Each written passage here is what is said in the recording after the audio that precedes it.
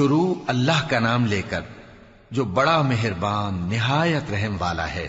الف لام میم۔ کیا لوگ یہ خیال کیے ہوئے ہیں کہ صرف یہ کہنے سے کہ ہم ایمان لے آئے چھوڑ دیے جائیں گے اور ان کی آزمائش نہیں کی جائے گی؟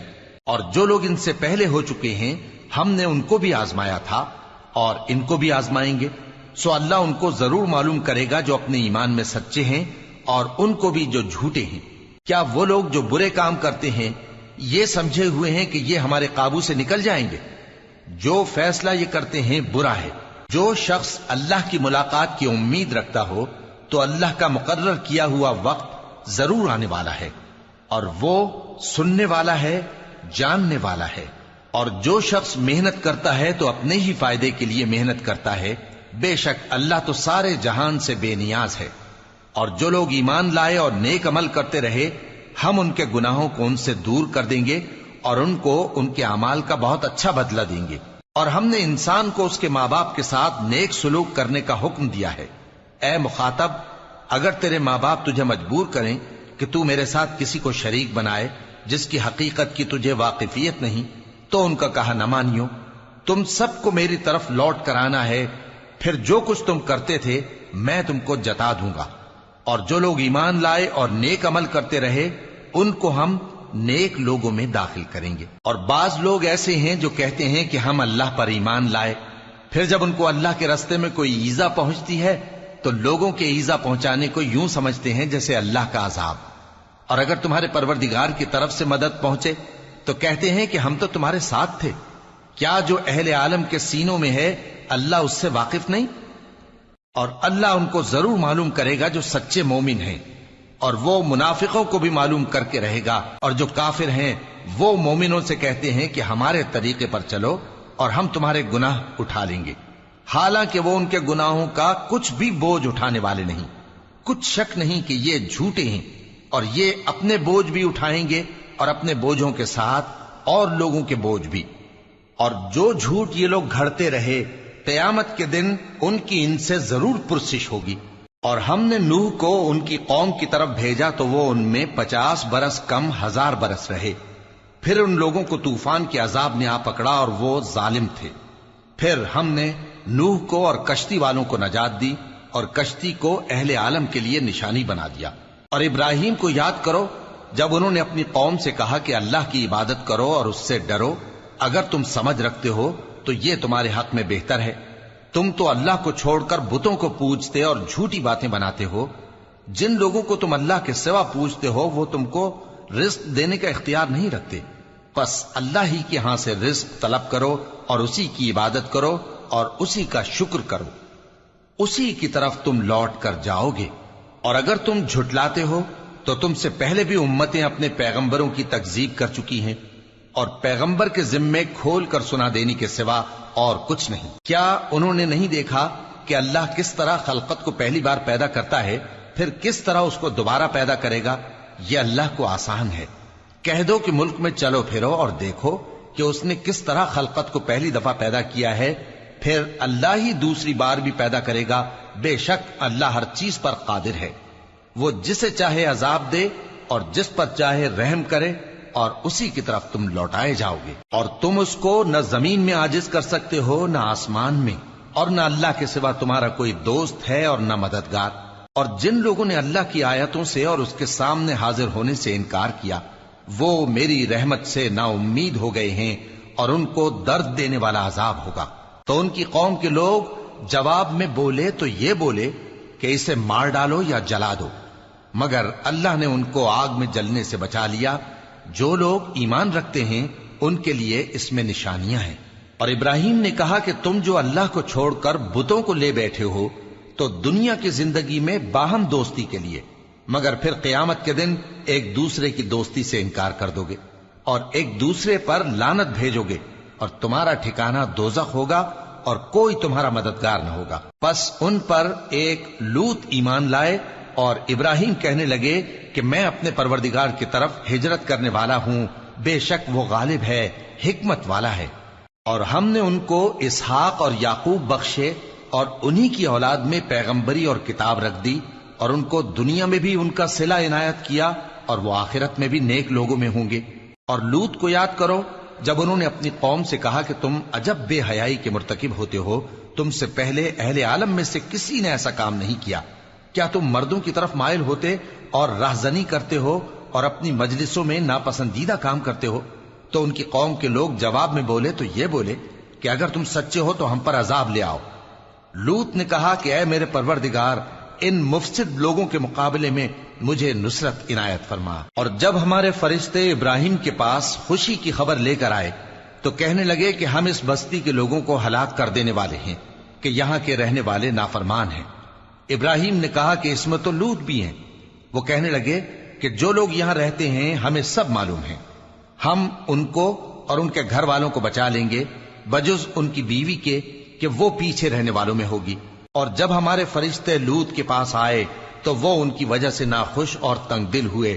فرشتوں نے کہا کچھ خوف نہ کیجیے اور نہ رنج کیجیے، ہم آپ کو اور آپ کے گھر والوں کو بچا لیں گے مگر آپ کی بیوی کے پیچھے رہنے والوں میں ہوگی۔ ہم اس بستی کے رہنے والوں پر اس سبب سے کہ یہ بدکرداری کرتے رہے ہیں آسمان سے عذاب نازل کرنے والے ہیں، اور ہم نے سمجھنے والے لوگوں کے لیے اس بستی کی ایک کھلی نشانی چھوڑ دی۔ اور مدین کی طرف ان کے بھائی شعیب کو بھیجا تو انہوں نے کہا اے قوم، اللہ کی عبادت کرو اور روز آخر کے آنے کی امید رکھو اور ملک میں فساد نہ مچاؤ۔ مگر انہوں نے ان کو جھوٹا سمجھا، سو ان کو زلزلے کے عذاب نے آ پکڑا اور وہ اپنے گھروں میں اوندھے پڑے رہ گئے۔ اور عاد اور سمود کو بھی ہم نے ہلاک کر دیا، چنانچہ ان کے ویران گھر تمہاری آنکھوں کے سامنے ہیں، اور شیطان نے ان کے اعمال ان کو آراستہ کر دکھائے اور ان کو سیدھے رستے سے روک دیا، حالانکہ وہ دیکھنے والے لوگ تھے۔ اور قارون اور فرعون اور حامان کو بھی ہلاک کر دیا، اور ان کے پاس موسیٰ کھلی نشانیاں لے کر آئے تو وہ ملک میں مغرور ہو گئے، اور وہ ہمارے قابو سے نکل جانے والے نہ تھے، تو ہم نے سب کو ان کے گناہوں کے سبب پکڑ لیا۔ سو ان میں کچھ تو ایسے تھے جن پر ہم نے پتھروں کا مے برسایا، اور کچھ ایسے تھے جن کو چنگھاڑ نے آ پکڑا، اور کچھ ایسے تھے جن کو ہم نے زمین میں دھسا دیا، اور کچھ ایسے تھے جن کو غرق کر دیا۔ اور اللہ ایسا نہ تھا کہ ان پر ظلم کرتا، لیکن وہی اپنے آپ پر ظلم کرتے تھے۔ جن لوگوں نے اللہ کے سوا اوروں کو کارساز بنا رکھا ہے، ان کی مثال مکڑی کی سی ہے کہ وہ بھی ایک طرح کا گھر بناتی ہے، اور کچھ شک نہیں کہ تمام گھروں سے کمزور مکڑی کا گھر ہے۔ کاش یہ اس بات کو جانتے۔ یہ جس چیز کو اللہ کے سوا پکارتے ہیں خواہ وہ کچھ ہی ہو، اللہ اسے جانتا ہے اور وہ غالب ہے، حکمت والا ہے۔ اور یہ مثالیں ہم لوگوں کے سمجھانے کے لیے بیان کرتے ہیں، اور اسے تو اہل دانش ہی سمجھتے ہیں۔ اللہ نے آسمانوں اور زمین کو حکمت کے ساتھ پیدا کیا ہے، کچھ شک نہیں کہ ایمان والوں کے لیے اس میں نشانی ہے۔ اے نبی، یہ کتاب جو تمہاری طرف وحی کی گئی ہے اس کو پڑھا کرو، اور نماز کے پابند رہو۔ کچھ شک نہیں کہ نماز بے حیائی اور بری باتوں سے روکتی ہے، اور اللہ کا ذکر سب سے بڑا ہے، اور جو کچھ تم کرتے ہو اللہ اسے جانتا ہے۔ اور اہل کتاب سے بحث نہ کرو مگر ایسے طریق سے کہ نہایت اچھا ہو۔ ہاں، جو ان میں سے بے انصافی کریں ان کے ساتھ اسی طرح مجادلہ کرو، اور کہہ دو کہ جو کتاب ہم پر اتری اور جو کتابیں تم پر اتری ہم سب پر ایمان رکھتے ہیں، اور ہمارا اور تمہارا معبود ایک ہی ہے، اور ہم اسی کے فرما بردار ہیں۔ اور اسی طرح ہم نے تمہاری طرف کتاب اتاری ہے تو جن لوگوں کو ہم نے کتابیں دی تھیں وہ اس پر ایمان لے آتے ہیں، اور بعض ان مشرک لوگوں میں سے بھی اس پر ایمان لے آتے ہیں، اور ہماری آیتوں سے وہی انکار کرتے ہیں جو ہیں ہی کافر۔ اور تم اس سے پہلے کوئی کتاب نہیں پڑھتے تھے اور نہ اسے اپنے ہاتھ سے لکھ ہی سکتے تھے۔ ایسا ہوتا تو اہل باطل ضرور شک کرتے، بلکہ یہ روشن آیتیں ہیں جن لوگوں کو علم دیا گیا ہے ان کے سینوں میں محفوظ، اور ہماری آیتوں سے وہی لوگ انکار کرتے ہیں جو بے انصاف ہیں۔ اور کافر کہتے ہیں کہ اس پر اس کے پروردگار کی طرف سے نشانیاں کیوں نازل نہیں ہوئیں؟ کہہ دو کہ نشانیاں تو اللہ ہی کے پاس ہیں، اور میں تو کھلم کھلا خبردار کرنے والا ہوں۔ کیا ان لوگوں کے لیے یہ کافی نہیں کہ ہم نے تم پر کتاب نازل کی جو ان کو پڑھ کر سنائی جاتی ہے؟ کچھ شک نہیں کہ مومن لوگوں کے لیے اس میں رحمت اور نصیحت ہے۔ کہہ دو کہ میرے اور تمہارے درمیان اللہ ہی گواہ کافی ہے۔ جو چیز آسمانوں اور زمین میں ہے وہ سب کو جانتا ہے، اور جن لوگوں نے باطل کو مانا اور اللہ سے انکار کیا وہی نقصان اٹھانے والے ہیں۔ اور یہ لوگ تم سے عذاب کے لیے جلدی کر رہے ہیں، اور اگر ایک وقت مقرر نہ ہو چکا ہوتا تو ان پر عذاب آ بھی گیا ہوتا، اور وہ کسی وقت میں ان پر ضرور اچانک آ کر رہے گا اور ان کو معلوم بھی نہ ہوگا۔ یہ تم سے عذاب کے لیے جلدی کر رہے ہیں، جبکہ دوزخ تو کافروں کو گھیر لینے والی ہے۔ جس دن عذاب ان کو ان کے اوپر سے اور ان کے پیروں کے نیچے سے ڈھانک لے گا، اور اللہ فرمائے گا کہ جو کام تم کیا کرتے تھے اب ان کا مزہ چکھو۔ اے میرے بندو جو ایمان لائے ہو، میری زمین فراخ ہے تو میری ہی عبادت کرو۔ ہر شخص موت کا مزہ چکھنے والا ہے، پھر تم ہماری ہی طرف لوٹ کر آؤ گے۔ اور جو لوگ ایمان لائے اور نیک عمل کرتے رہے ان کو ہم بہشت کے اونچے اونچے محلوں میں جگہ دیں گے، جن کے نیچے نہریں بہ رہی ہیں، ہمیشہ ان میں رہیں گے۔ نیک عمل کرنے والوں کا یہ خوب بدلہ ہے، جو صبر کرتے اور اپنے پروردگار پر بھروسہ رکھتے ہیں۔ اور بہت سے جانور ہیں جو اپنا رزق اٹھائے نہیں پھرتے، اللہ ہی ان کو رزق دیتا ہے اور تم کو بھی، اور وہ سننے والا ہے، جاننے والا ہے۔ اور اگر ان سے پوچھو کہ آسمانوں اور زمین کو کس نے پیدا کیا اور سورج اور چاند کو کس نے تمہارے زیر فرمان کیا، تو کہہ دیں گے اللہ نے۔ تو پھر یہ کہاں الٹے جا رہے ہیں؟ اللہ ہی اپنے بندوں میں سے جس کے لیے چاہتا ہے روزی فراخ کر دیتا ہے اور جس کے لیے چاہتا ہے تنگ کر دیتا ہے۔ بے شک اللہ ہر چیز سے واقف ہے۔ اور اگر تم ان سے پوچھو کہ آسمان سے پانی کس نے برسایا، پھر اس سے زمین کو اس کے مرنے کے بعد کس نے زندہ کیا، تو کہہ دیں گے کہ اللہ نے۔ کہہ دو کہ اللہ کا شکر ہے، لیکن ان میں اکثر نہیں سمجھتے۔ اور یہ دنیا کی زندگی تو صرف کھیل اور تماشا ہے، اور ہمیشہ کی زندگی کا مقام تو آخرت کا گھر ہے۔ کاش یہ لوگ سمجھتے۔